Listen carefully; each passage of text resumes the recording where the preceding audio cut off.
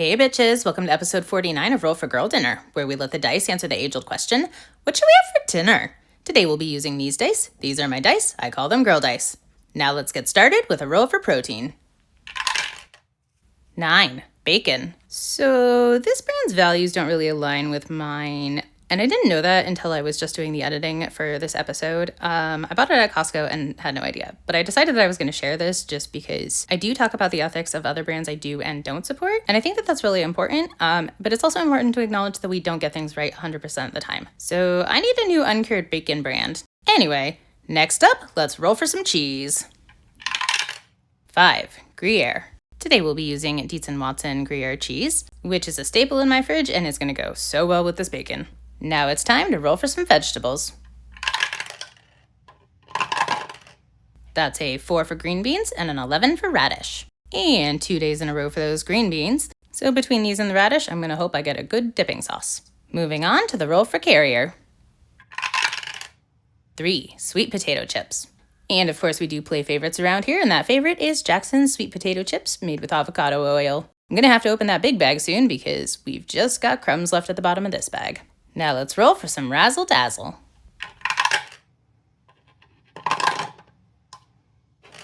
Why yes, I will be retiring this dice tower. Anyway, that's going to be a 4 for pistachios and an 8 for pickled asparagus. Today we'll be using this jar of pistachios. They are pre-shelled because I am lazy. And of course Mama Lil's asparagini because as I said, we play favorites here. Pay no attention to the cheese. It's not haunted, I promise. Although this is the same cheese as the mysteriously wobbling cheese from another episode. Time to get saucy with the roll for sauce. 10. Thousand Island dressing. Today we'll be using Lighthouse brand Thousand Island dressing, and thank you very much, I did get the good dipping sauce. Now let's wrap this up with a roll for sparkling water. 4. Cherry lime. This flavor has totally been my hyperfixation of late, so thank you Bloody Skull Dice, you've been nice today. Let's eat, bitches. But first, as always, we need our luck. And of course, our leftover coffee. And look, there's no reason to play coy on this meal or pretend that I don't already know that I love everything on this plate. So weird that like the pretty glitter dice I use all the time are cruelty at its finest. And yet the Bloody Skull Dice, perfect girl dinner. And you know, there's probably a life lesson in there somewhere about like looks being deceiving or not relying too much on outward appearance. But honestly, I'm just too shallow for all of that, so I'm not taking it. Like, let's be real. You don't have to care about life lessons when you're as pretty as I am. Anyway, back to the food. I think that this girl dinner is a lesson that sometimes simplicity is just what you need because the nice little bite with the bacon, the Gruyere cheese, and the sweet potato chips are perfection. These sweet potato chips seem to work really well with any kind of fatty meat. And frankly, literally any cheese at all. And I really love this combination because I love the texture of uncured bacon. I don't buy uncured because of like chemicals or whatever. No, give me all the chemicals. Chemicals are great. Like literally all of our food is chemicals. That's just the building blocks. Anyway, I buy uncured bacon because I like the texture. And that's probably more than enough over explanation of my bacon choices from me. Except to say, chewy bacon for life. If you like crispy bacon, you're an abomination. That's all. Oh, and here's the moment that I realized that my Thousand Island dressing has been missing the whole time. On the thought of which, those nice little bites of bacon, Gruyere cheese, and sweet potato chips go fantastically dipped in the Thousand Island dressing.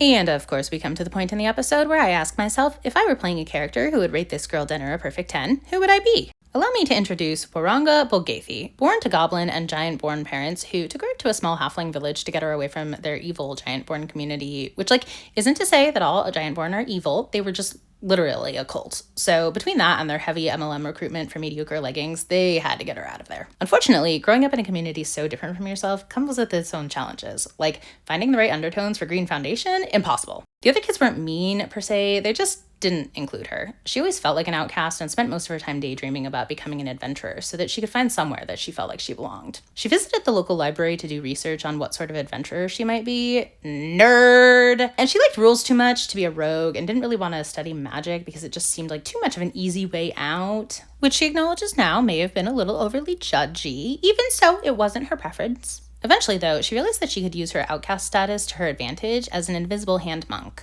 Blend into the shadows and strike when they least suspect it? Yeah, obviously. So she spent those long, lonely years of high school practicing diligently. And upon graduation, she was all ready to venture out. No one would ever corner her with a pitch about becoming your own boss ever again, even if pleasure party is involved. If I were her, I would rate this girl dinner a perfect 10. As it is, I, Kendra, rated a 9. This is my meal. I call this girl dinner. Girl